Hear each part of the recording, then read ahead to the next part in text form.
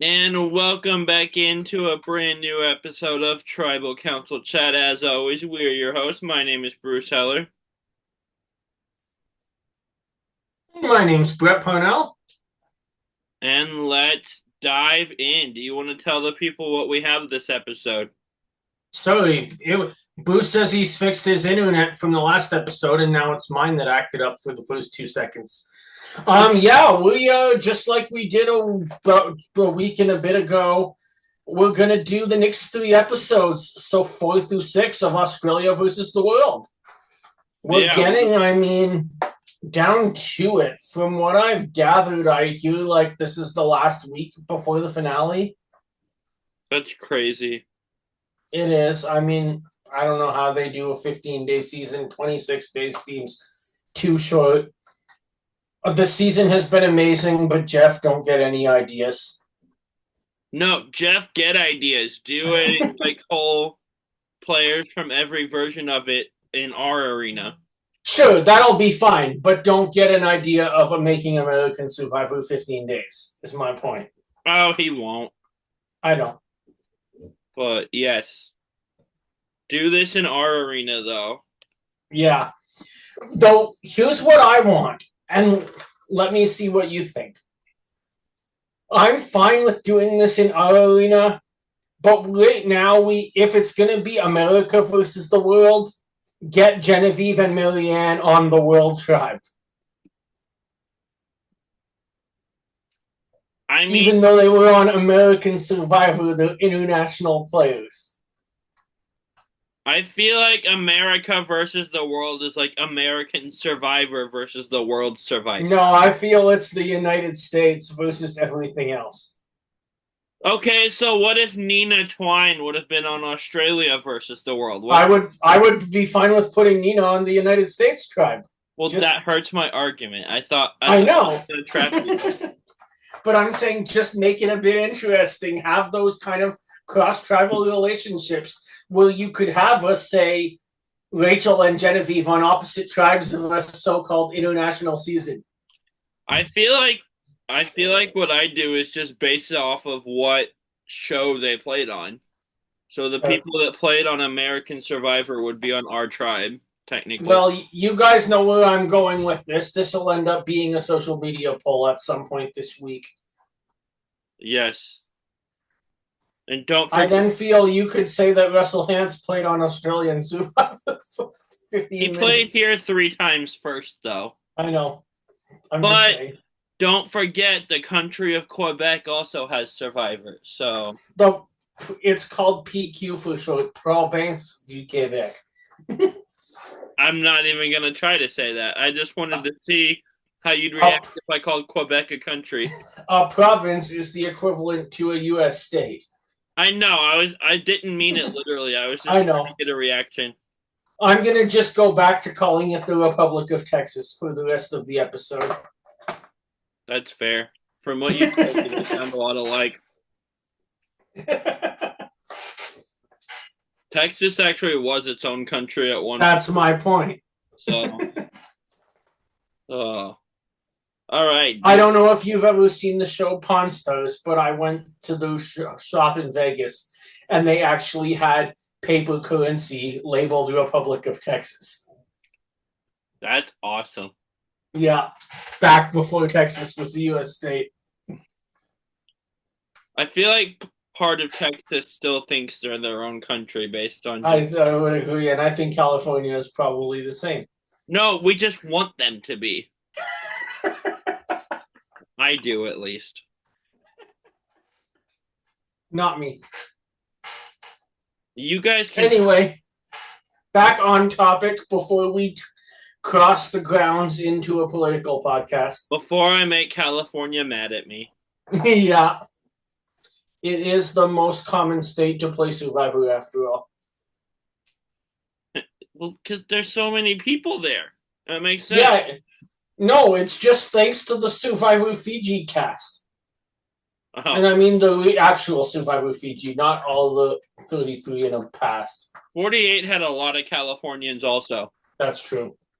But I think there's only like one non Californian on season 14. Yeah. Like it's basically Survivor LA. Nice. This is why I'm not opposed to Jeff's new idea of not recruiting anybody because when they had recruited cast, they were all very like the recruited players were very LA heavy, and that's not representative of America. Courtney was a recruit. That's New York, I think. I think wasn't she LA? I thought they said she worked in a New York diner, or was I'd have to look it up. Something like that. She might have been, but that was for 15. Yeah. Either way, let's talk about Australia versus the world. Bruce, where do you want to start with the double boot episode? Not double boot episode. 2 tribes going to tribals. So I expected it to be a double boot, so I wrote that in my notes, and then it didn't happen. This was a fun twist, but we'll get there. Yeah, they said in the preview both tribes will go to tribal. That's not true. Both tribes went competition, and the losing tribe had to go to tribal. The other both tribes physically went there, so it's technically true, but it wasn't what we think of when we mean you go to tribal council. That's not what they wanted us to. Jonathan never said both tribes will vote somebody out tonight the way that Probst does in a double boot episode. Fair enough. He should have done the Phil Kogan thing and both tribes may vote someone out. If it's an NEL, he'll say the last team to arrive may go home. Yeah. So I think he does that on non-NELs too, just to throw us off a little bit. But yeah. So no, and Tony does go home. Spoiler alert. But man, he goes home in such Tony fashion. It's great. Does he ever? He goes home. He definitely kind of provides evidence for the crowd that says he can't play on his own and needs a Trish or a Sarah to play the social game for him. Yeah. Because his paranoia takes control, and at tribal he goes after the person that was trying to keep him there. Yeah. But man, he just so entertaining. And you are right. It seems like he did know about the box. Yeah. I knew it. He had to have. Yeah.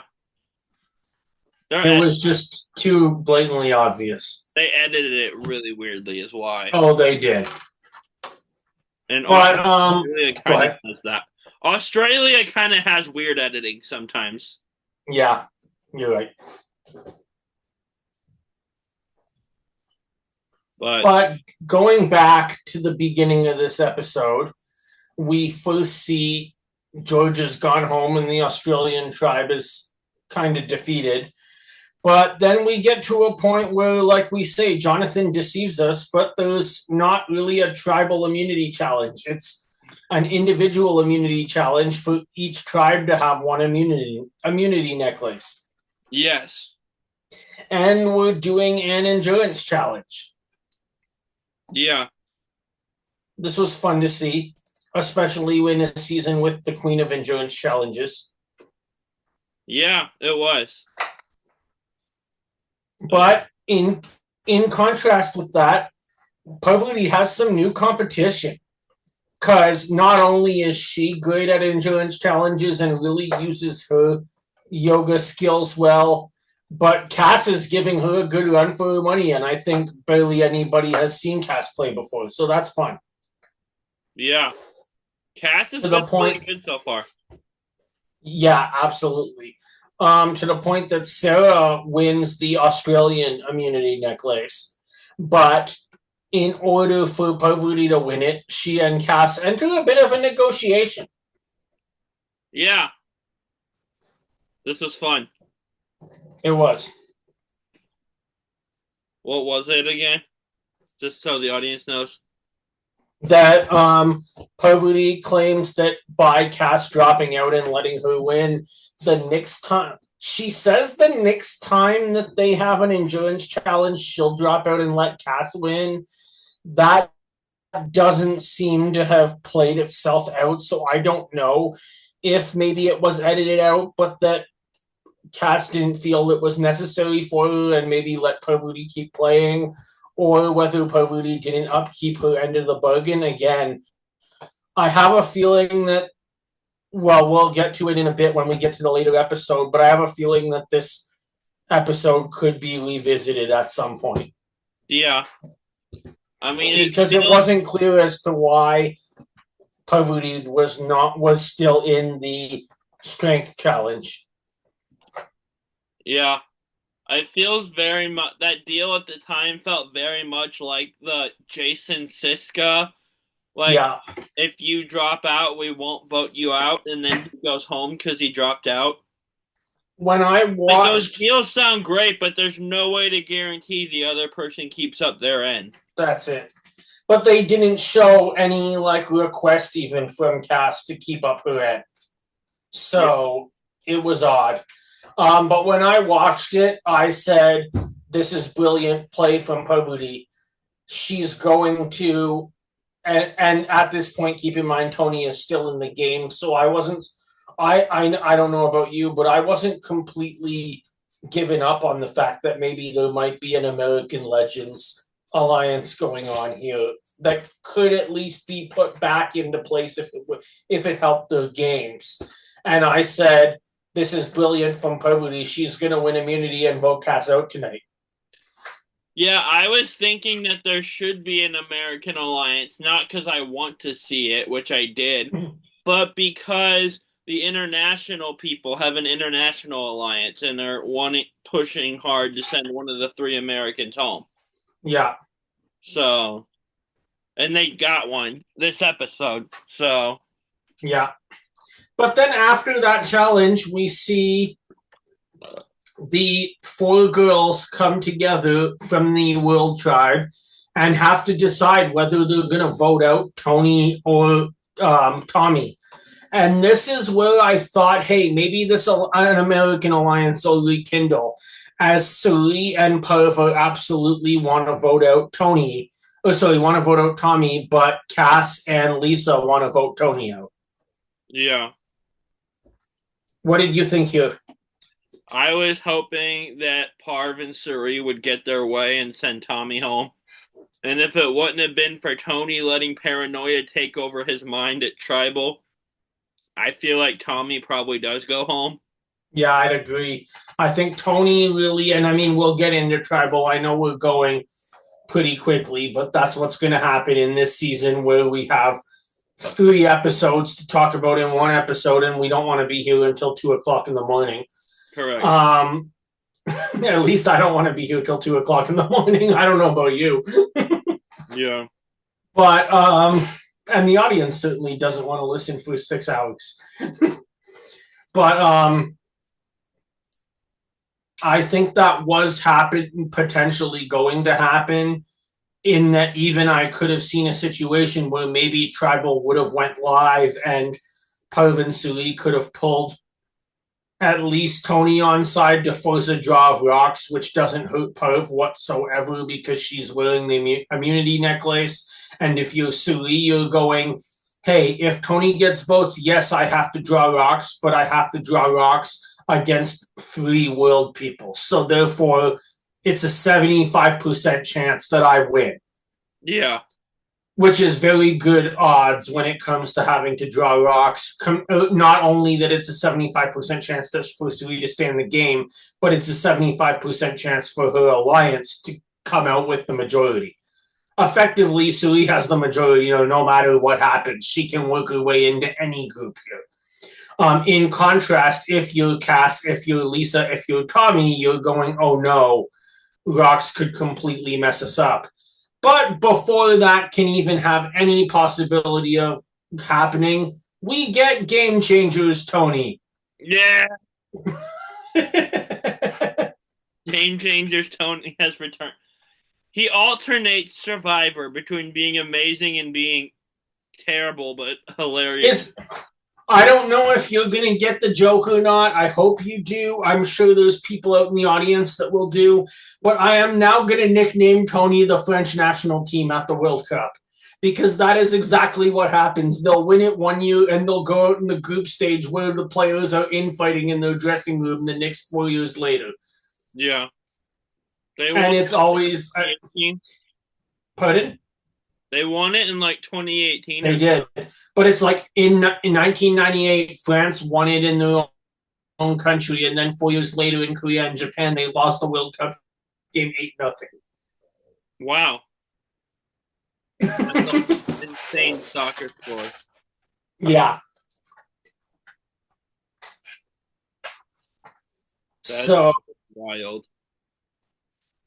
Tony and the other there becomes game changers, Tony, and he starts going completely crazy at Tribal and claiming his shoe as an immunity idol. I laughed so hard at a meme I saw online that said if they would have casted Eliza Orleans on this season and then it's just like underneath, it's a fucking shoe. What was the point of this? There's no way he thought they would believe that was an idol. I don't think he thought it out well, but I think he was trying to be the Australian Survivor equivalent of when Rupert put a rock in his pocket and making people think he had an idol in the shoe. But see, the rocket, idol in the shoe makes sense. I get the sense that's what he was going for with the shoe and the sock, and I'm like, he wants people to think that he's just going to reach in there and go, hey, got you guys, I'm safe. Kass is going home, or Lisa's going home, or even Sully's going home. Yeah, or Tommy. Yeah, but Tony wouldn't have voted for Tommy. If it was between him and Tommy, he would have, which is what it was. Yeah, but if he plays an idol, then if he knows he has an idol, he's the one person that would vote against him. Yeah, true. And therefore, he's looking to make a big move, whether it be Kass or Sully. Yeah. So. But on to episode 2, we have 2 things that are very popular in Survivor: a merge and an auction. Yes, this was so much fun. Oh, it was. And we have our auction right after merging. There's a scroll that Luke Toki, for some reason, spends all of his money on. Don't spend money on things that you don't know what they are. But isn't that what you do with advantages? Well, if it were up to me, no advantages would ever be in the auction. I would agree with you, but like covered items in the U.S. auction, I would never bid on a covered item. Yeah, I'd agree. Unless I could do the way that I've seen some people do recently. Well, not recently, like just I've watched episodes recently where you can almost tell that they figure out what the covered item is because they can smell spaghetti underneath that thing. Interesting. If you can get a good sense, I would risk it, but if you're completely blind going in, no. Because then that's how you end up with river water or a giant... Yeah. But all I know is every single time somebody wins it, when I see that plate of spaghetti, garlic bread with cheese, and a glass of wine in the middle of Fiji, that's what I would give Jeff $500 for. Yeah. But Luke spends his money on this scroll, which basically just says you get to send someone home. And therefore, you know, Worlds Apart when Will spent a lot of his money on one of those. Yeah. But it sent him home. He didn't get to send someone else home. And just like Worlds Apart, you know that there's going to be some sort of advantage for the person you send home, and I don't think Luke thought this out with sending Parv. No. Can we send Will to Australian Survivor, by the way? Did I say Will? I meant to say Luke. No, well, it was Will on Worlds Apart. Though. I know. But no, we can't. No, we can't send Will to Australian Survivor. We just need to keep Will away from a television camera for the rest of eternity. Or use him to get content for your other podcast. Why would I need to do that? Send Will Sims to the Challenge House. We already have Amanda Garcia when it comes to insulting people. Yes, but put them together. Oh, God, no. I mean, I'd personally rather the challenge without Amanda Garcia. That's one of the reasons that 41 has been so beautiful so far. Amanda Garcia for House of Villains, though. That would be such a good fit. Yeah. I mean, we replaced Amanda Garcia with Sydney Segal, who still talks a lot but can hold up her own in challenges. So I think the challenge is far better off now than they were. Yeah, and she doesn't do like this dumb finger horn thing. Yeah, no, we don't need to see that ever again. Oh, but no, I could repeat what Zach said, but I'll save that for a New Generation Challenge podcast. Yeah. So, and Luke sends Parv back to camp. Parv gets a jar of cookies that she can either share with her tribe or hide for herself. Or break. Yeah, she decides to bury it, and instead of setting it into the hole she digs, she accidentally drops it, and 2 or 3 cookies end up covered in sand. I'm like, this is not going well. And there's a note inside of it, too. There's an advantage by the cookies. And I'm assuming because of Fijian environmental protection laws, she couldn't have done, which was my first thought, which is chuck the glass in the ocean. I mean, just be Colby, and then breaking international laws on Survivor is okay. I think Colby got punished for that. What? And I think Colby got punished for that, and he did that all the way back in 2000 when the whole world wasn't very environmentally conscious. They brought him back, though. I know. But he got punished by the Australian government, not by CBS. True. CBS I don't though. Yeah. For all I know, Colby might be banned from going to Australia. I just want to know if he still has the pieces of coral that he took. Because those would honestly be really cool to look at and hold, even though he's not supposed to have them. Yeah. But, oh my god. Yeah, throwing glass into the ocean did not even occur to me. My thought was, do any of the cookies have little tiny pieces of glass on them that she might accidentally eat? Yeah, that's a good point. I never thought of that. So,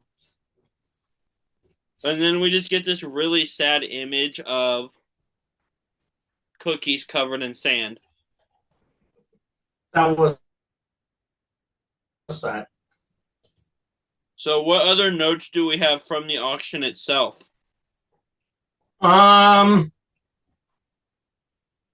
That I'm trying to think of who won what, but that a club sandwich and fries goes for a ridiculously low value. Yeah, that was weird. And that Sarah somehow in Australian Survivor, unlike American Survivor, is expected to eat a whole chocolate cake by herself. That sounds fun. Yeah. It doesn't sound fun at all. But then again, I don't eat chocolate cakes, so. I like chocolate cake. I don't like chocolate ice cream. Interesting. See, I'm the opposite. My favorite ice cream is mint chocolate chip, though, which is kind of a controversial. I love mint chocolate chip ice cream. Same. People don't like it for some reason. You're going to have to tell me where to get ice cream in St. Louis next year. Okay. I'll think of some places. My favorite ice cream place is in Jeff City, but we're not driving 2 hours each way just to get ice cream. So. That's a long way. Yeah. But by the way, my favorite ice cream place is where? I don't even know. But self-advertisement. What? Go check out our 2-part history of the auction series we did when we were a baby podcast still on free Zoom. That's why it's 2 episodes. Yeah, that was good. If I had been paying for Zoom, we would have done that all in 1 episode. A lot longer. But that was fun to do. Yeah. Yeah, it was fun. They don't have like a bath or shower at this auction, which they've had at some of the American auctions, but there was some cool prizes here. The club sandwich did go really low for some reason. I think the reason the club sandwich went low was nothing to do necessarily with the item, but was the fact that you just had Luke spend all his money. Tommy spent all his money bidding and got nothing, and Parv got sent back, and you're going in one item, half the money just left the auction. But if Tommy used all his money bidding and didn't get it, he should still have it, right? You'd think. Because he didn't get the thing. Yeah, but that's not the way the rules work. That's how auctions work. You don't. If you lose the bid, Jonathan said if you get to $500 and it's a max bid, yeah, you pull rocks and everyone has to spend their $500. I don't like it. I don't think it helped the show at all, but that's what they did. No, I'm not questioning you. I'm questioning the way this rule because it doesn't make sense. Well, Australia needs to do a better job at options. But then again, I'm talking from a U.S. Survivor perspective, and we're losing votes over a freaking auction now. So they're not doing that bad. Everyone should be America, is what I'm hearing. No, I'm saying you shouldn't be losing votes over finishing the auction with the most money just because Tarzan needs to fix his cut. And he ended up spending the money anyway at some point. I know, but that was literally the best thing that I heard in an auction in U.S. Survivor. I never realized that they keep auction money until watching Tarzan.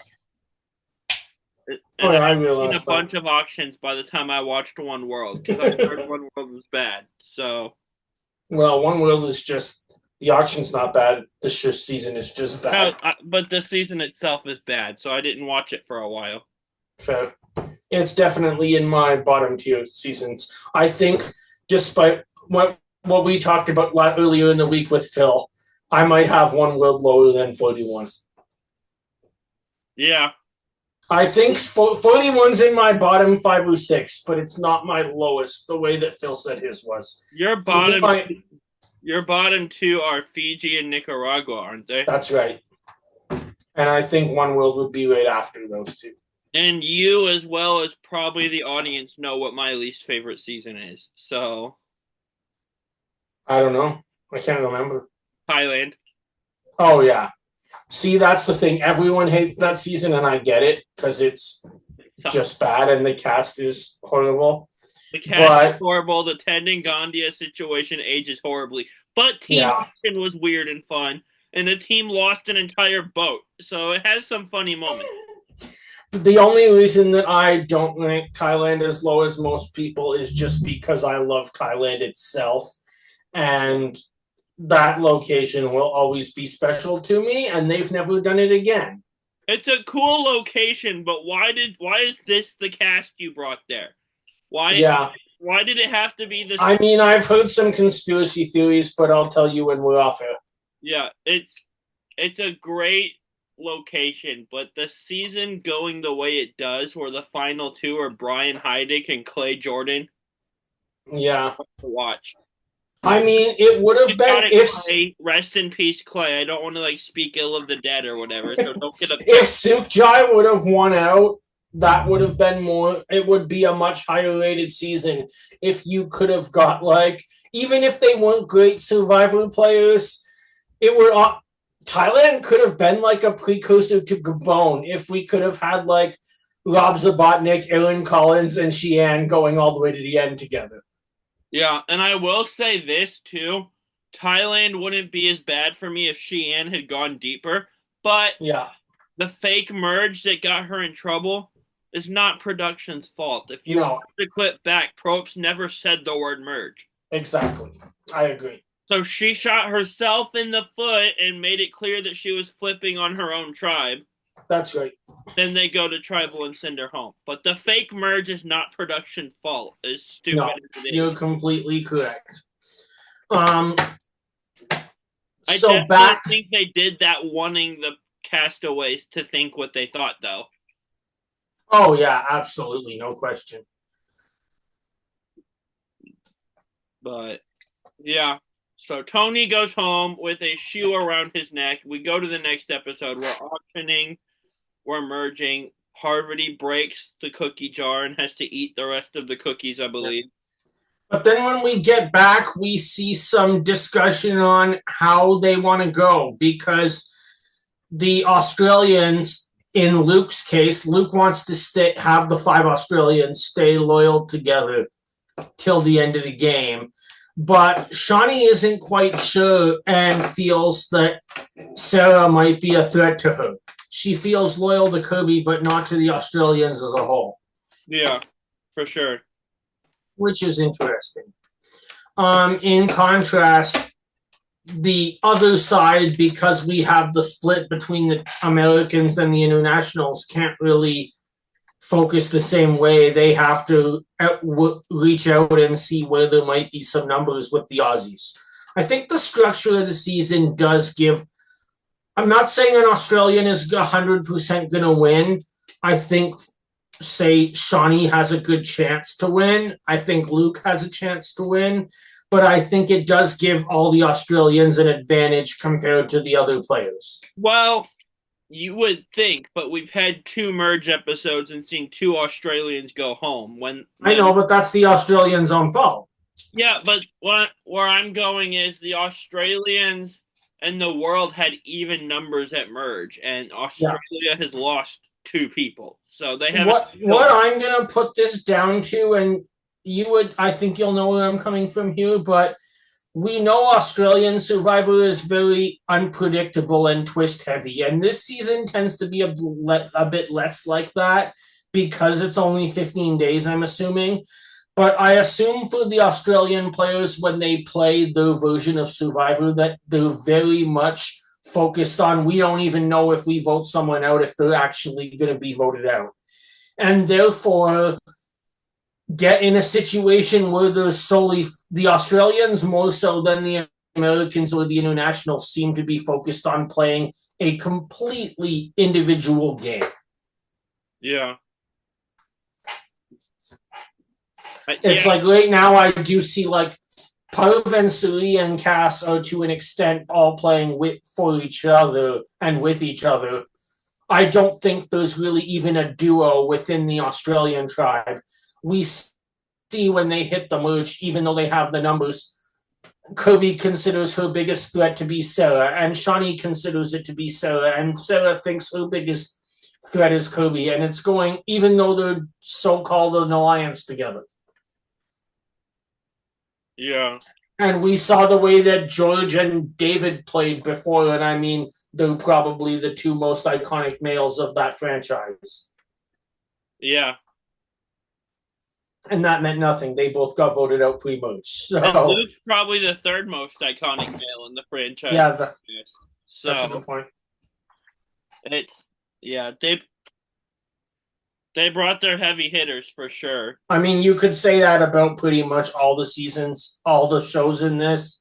I mean, sure, Parv and Surya are pretty much in that point. There's a case to be made equal split between whether the most heavy-hitting male in American Survivor is Tony or Rob or Hatch, but any of the 3 would be a massive name.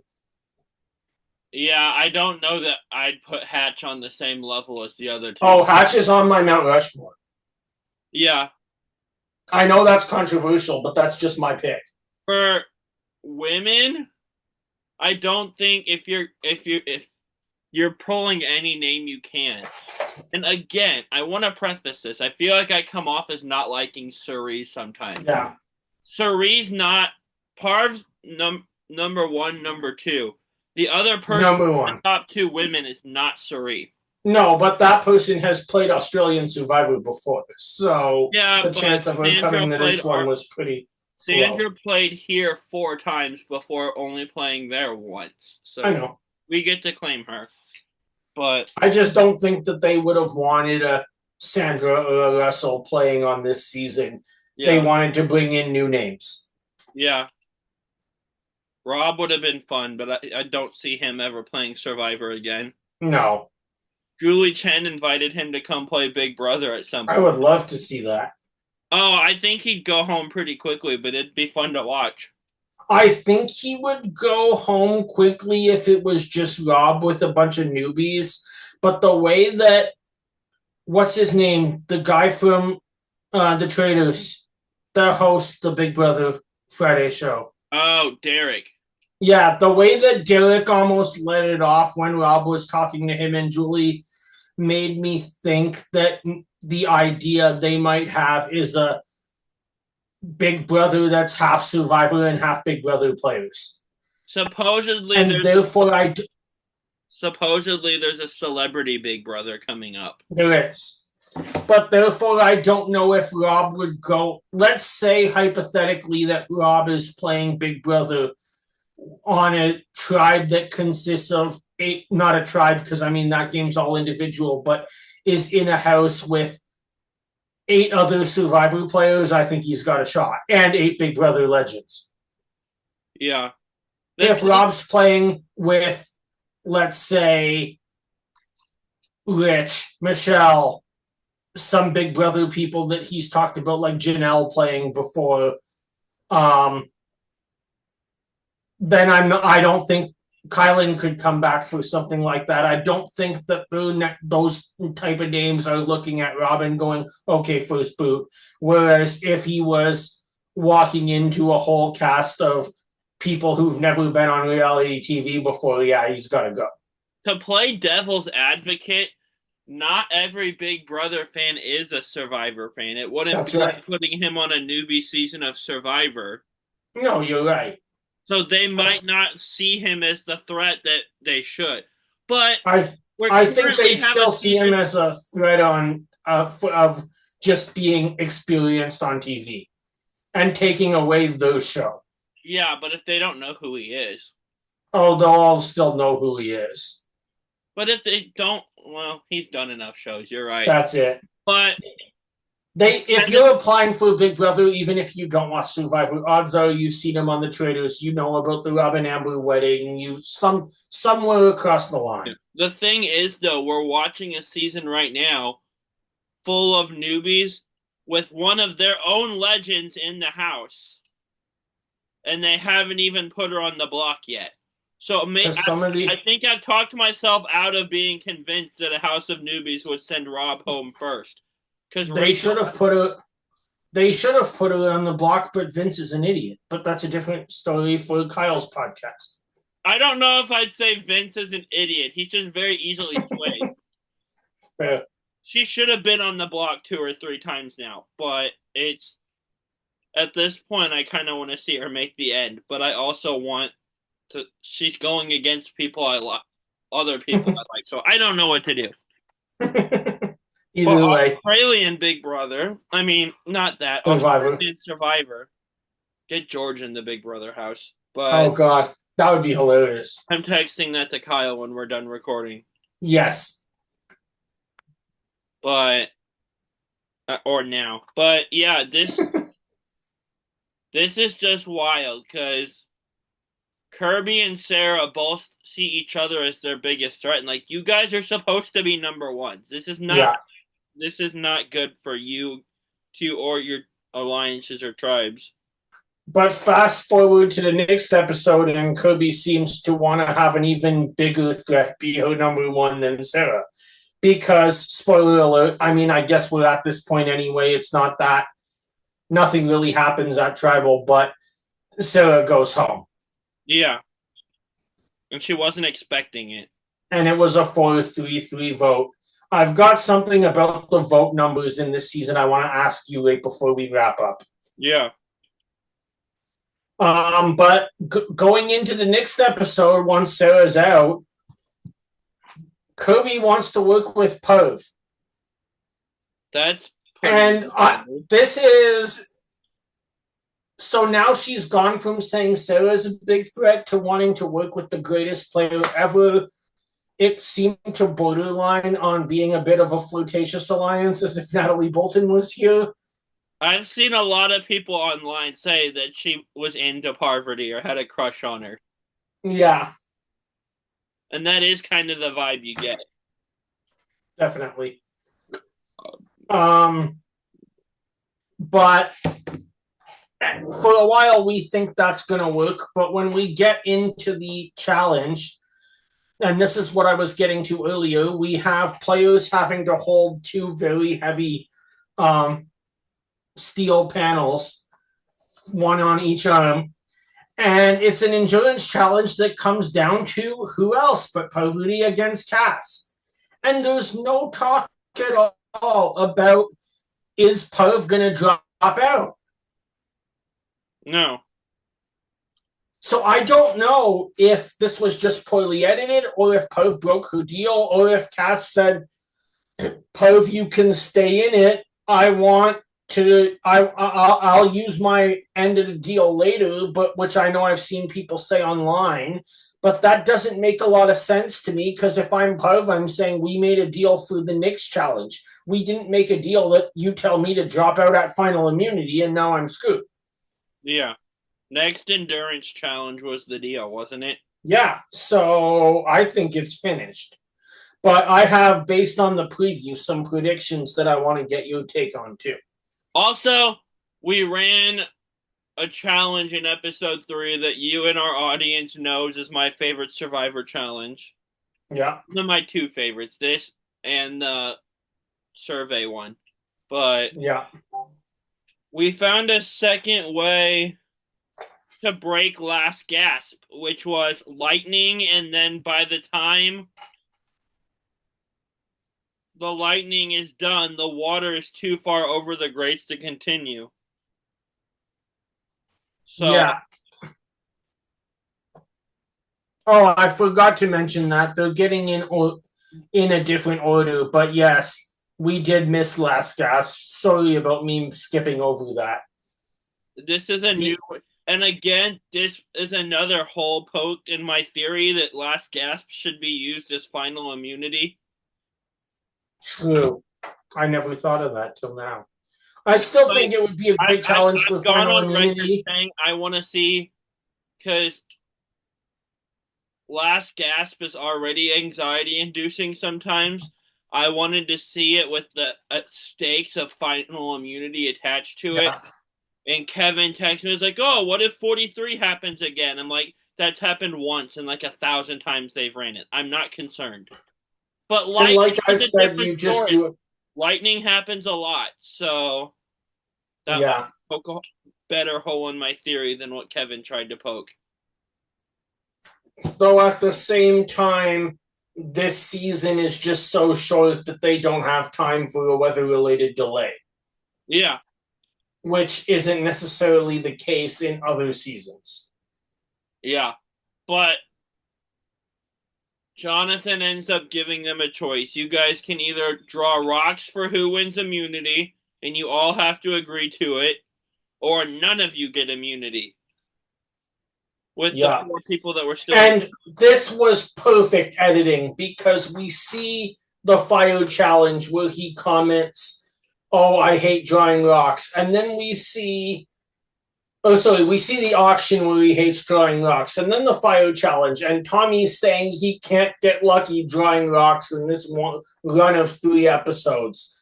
And sure enough, Tommy draws the rock to get immunity. Speaking of fire, I forgot something. Can I go back to... I need to go back to, I think... Yeah, go ahead. We're on the 3rd episode. This was in the 1st episode. The fire making in episode 1 to decide which tribe would actually go to tribal. Yeah. The person making it for Australia, I forget who it was. They finished their fire and had the rope burn through, and Suri never got anything started. Yep. And it was. And I texted Sarah? Yeah, it was Sarah. And maybe I was a little bit harsh in this thought, because Suri even said afterwards, like, I know how to do this.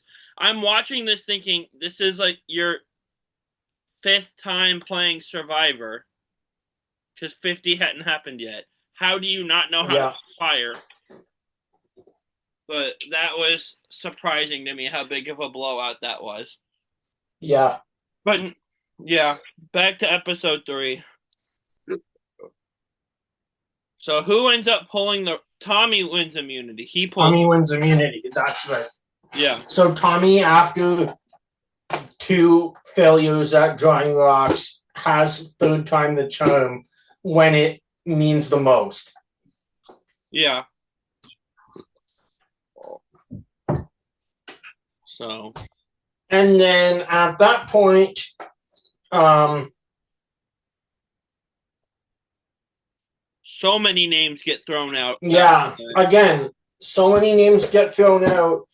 We have a 6-2-1 vote, but the end result is that it's Kirby who goes home. And what I really love about the editing in Australian Survivor is that we don't just hear the player giving the like final words after the tribe has spoken, but we get a few of the most important speeches that were made like in the confessional that they didn't show at the vote. And yes, they show some during the episode, but then they show other ones that they wanted to hide later. And we get this moment where Parvati tells us why she voted for Kirby. And I'm like, instantly, this is genius. Because she's right. Kirby wanted to be number 1 with Parv. We've debated all sorts of reasons for that. But Kirby was also number 1 with Sarah and sent her home. And Kirby was also number 1 with George and sent him home. And for Parvati to catch on to what was going on the other beach and be able to figure out she wants to work with me, but I cannot believe a word she's saying, I'll be gone next, is brilliant. Yeah. I feel like Parv is getting a bit of a winner's edit, honestly. I do too. And then you look that she has an idol and an advantage that is whatever it's called, where she can take knowledge is power, where she can take someone else's idol advantage, like. And there's only what if I go to the cast list, we're at the final 8, and she has 2 massive advantages. That's wild. Yeah. And Parv is even just in the strategic and social game and physical game. Parv is running, well, the physical game, maybe not so much. It's more equal with her and Kass. In the social and strategic game, Parv is running circles around these people. Yeah. And they're all the best of their franchise. Yeah. So, I mean, at this point, we came in and, yes, I picked her first because I have met Parv virtually and had that, like, teacher-student relationship with her. I really didn't think she was going to win the game, despite picking her with my first draft pick just because of how big of a threat she comes in. At this point, if she doesn't win the game, it's a disappointment for her. Yeah, she's playing awesome. And I do think it's interesting going back to episode 2 when Sarah goes home and her final words, she says if she had to do over again, she would have played with Dave from the beginning. And that she kind of misread Kirby and thought her and Kirby's play styles would mix well together. That's very true. I think it would have been a totally different game for Sarah if she would have done that, especially considering she and David have a long-standing pre-existing relationship. Yeah, George goes home first, for sure, from that. Yeah. Or Shawnee might have, who's still in the game. Yeah. So, do we have anything else? I got a couple of things. Okay. I want to talk about the number of different votes. We've seen votes this week be there's like 6-2-1. We saw 4-3-3, so on and so forth. Mike, I know I've talked to you before about like cultural differences between the United States and the British Commonwealth when it comes to politics on a 2-party system versus a multi-party system, and if that plays into Survivor. I want to ask you another question this week. If, in some way, it doesn't matter if it's Hatch, if it's Sue, if it's Rudy, if one of the Toggy members goes home as the merge boot in Borneo, and let's say we get a final that's like Greg against Gretchen, is this the way that Survivor plays out in every single season? Because Maybe. that is exactly what Pagan was planning to do. That's interesting. Pagan was thinking the point of Survivor is we all go in and vote who we want and see what happens. And Rich said, no, we get all of us to vote the same every single way and we run the show right till we're the final four and then it's everyone for themselves. Yeah. And if that doesn't happen, if those votes flip, let's say, I think that, in my opinion, episode 7 of Borneo is really the focal point for like how does Survivor work. I think someone would have made an alliance work at some point. Like it would have at some point. Random voting would not have stuck forever. No way. And it's not in this season either. But it's just, would it always be 2 targets? Or could we see multiple frequent episodes with 3 targets, 4 targets getting votes? Yeah, that'd be interesting. Yeah.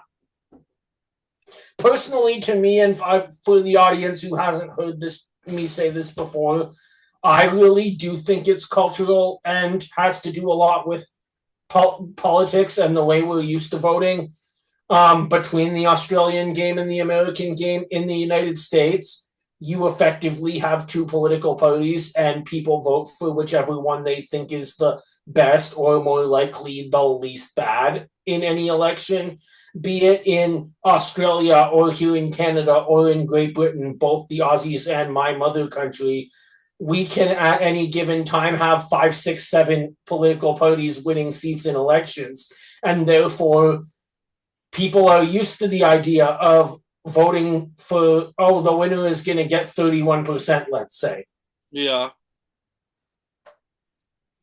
And I think that culture has really played itself out into how American Survivor cast votes versus how international Survivor, and especially descendants of the British Empire, notably Australia, New Zealand, and South Africa, all play.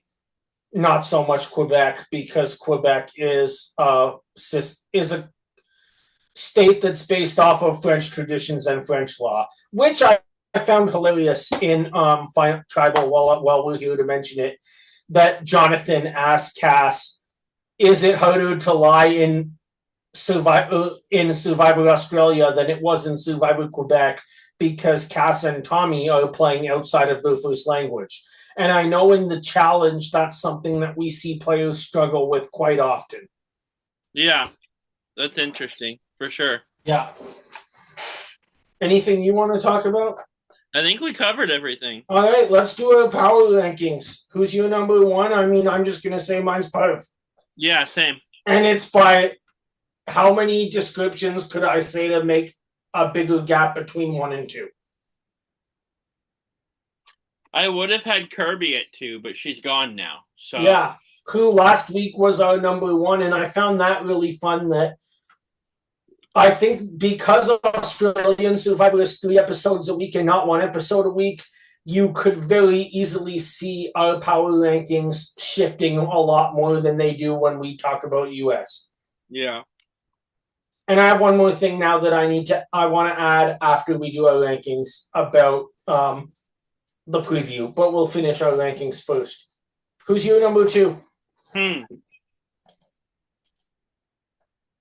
I think I'm going to say... I'm going to go with Kass as my number 2. Yeah, I'm going to go Lisa. Her and Kass are really close together for me. So I'll go Lisa. Yeah, that's fair. I'm going to say Kass as 2. I just think Kass is probably so far... I mean, depending on what it is, if we get challenges that just require brute physical strength, Tommy will probably win. But when we're getting these endurance challenges, Kass seems to be the one name that can give Parv a run for her money every single time. Yeah. For sure. And if you decided to take Kass out, you're looking at Parvati now running all 3 elements of the game. Yeah. So you said Lisa for your number three. I'm gonna go with Shawnee for No, my number three. I said Lisa 2, Cass Oh, 3. Lisa two, Cass three. Okay. So go ahead with Lisa. I don't have much to say. I think her and Oh, Cass are both really strong, but makes sense. I'm gonna go with Shawnee as my number three. I think the way that this is breaking down, although you're seeing the Australians losing numbers, is not great for her. I think Shawnee has a big advantage in terms of being well liked and used to fitting into different alliances, and I think she has a lot of options that even if she's the last Australian standing, she could still fight her way to the end and therefore have a pretty much Aussie majority jury looking at one of their own sitting next to a Parvati in the final two. yeah. And I'll go with Lisa as my four for pretty much the same reasons you said. If you want to give your four, I have Shawnee at 4 for a lot of the same reasons you said. Her and Parv seem to be working together and seems to have joined. She seems to be in with this girls' alliance. So, yeah. and with Kirby gone now, there's an open spot there, I'd say, for her Yeah. to slide into. My five, I'm going to go for Sui. She got a couple of votes this week, but it still has great social skills. Sui's target does not seem to be affecting her in this season as we may have anticipated it might have.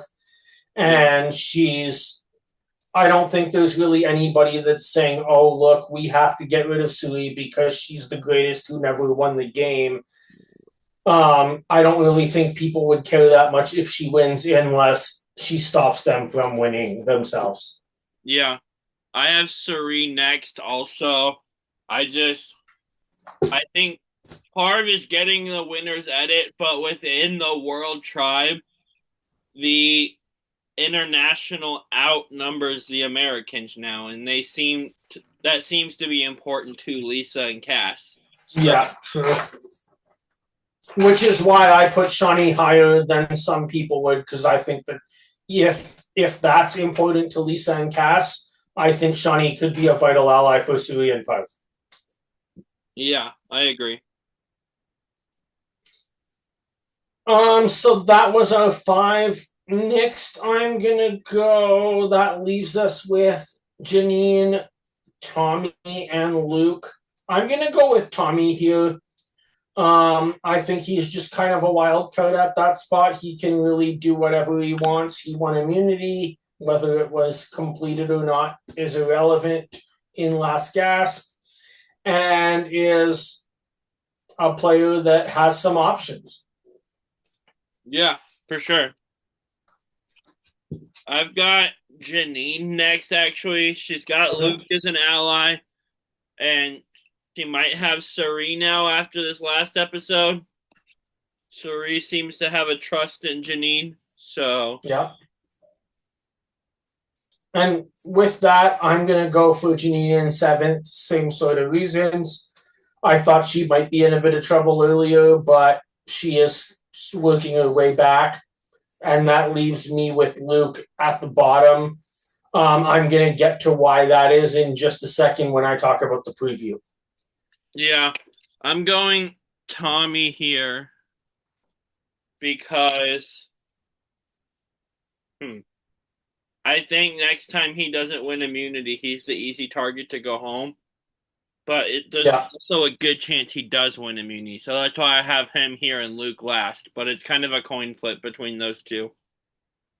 nice. Yeah, so let's get into the preview just before we wrap up. Um, and this is exactly why I put Luke last. In the preview, we see Parv with an immunity idol around her neck. We know that Parvati has an immunity idol. But we Yeah. also get a clip from Tommy in the preview where Tommy says she has all the idols, and then he says something really interesting that he says she has all the advantages. Well, we don't know that anybody knows about Parvati dealing with advantages or not yet. Yeah. unless she played one. I don't think that idol around Poe's neck is Poe's idol. I think that's Luke's idol. Oh, that's interesting. I thought that. And if that is Luke's idol, then Parv will protect herself this week and have another one in her bag for the next couple of votes. Yeah, that thought didn't even occur to me. So that's interesting. Can't wait to find out. Yeah.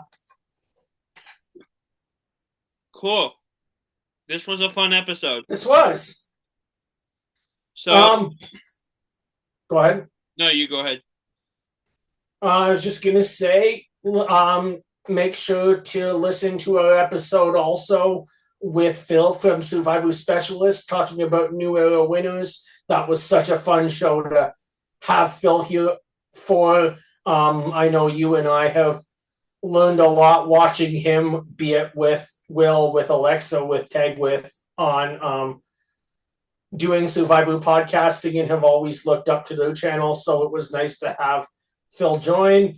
And also, do you want to tell anyone what's going on with Pit Stop Pals? I know with New Generation Challenge podcast, we're about to put up a new episode. It'll be the day after this episode. TT was moving, so we again did 2 episodes in one, but that may happen with scheduling, but we're loving the season. And I mean, hey, if you're a New Generation fan, especially of the New Generation players, you're going to love TT and I celebrating the departure of Johnny Bananas. Sorry, Bruce. Yeah, that's one of the. Me and Brett agreeing on people also as much as we do here usually translates to the challenge. Johnny Bananas is one of my favorites because I watched through all the seasons. Yeah. So. And I loved watching Johnny until he started going after the ladies of leisure, and then I was an enemy of his. I'm gonna say this though. Paulie's been on his thing on Twitter lately that you've probably seen or heard about.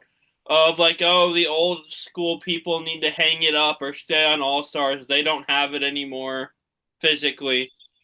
Johnny Bananas is not in that category. He's still fully capable of winning the show. Yeah, Johnny doesn't need to hang it up, but I do think a lot of them do. That's what All Stars is supposed to be for. Right. They started bringing a bunch of newer people. I haven't watched Rivals, but they've kind of started bringing newer people than I'd like to see on All Stars onto All Stars. But I don't care because they're going to be casting for new All Stars in the near future, and I'm hoping that I can say Michelle Fitzgerald is a Challenge All Stars champion. No, leave her on the regular show. Leave All Stars. Let her do both because I can watch Michelle do every single show possible, and it would be great. I mean, yes, but I want to watch like what the first couple All Stars were, where it was all the OGs. Yeah, fair. I'd rather watch that. That's what All Stars is for. The young people can stay on the flagship. Yeah. I do love Derek Kaczynski, though. I don't care that he probably isn't what he used to be physically. That guy's just entertaining and fun. So yeah, he is. He can stay around on the flagship as long as he wants, for all I care. Yeah. But yeah. So everyone, have fun. Grab your torches and head back to camp. Goodbye. Good night.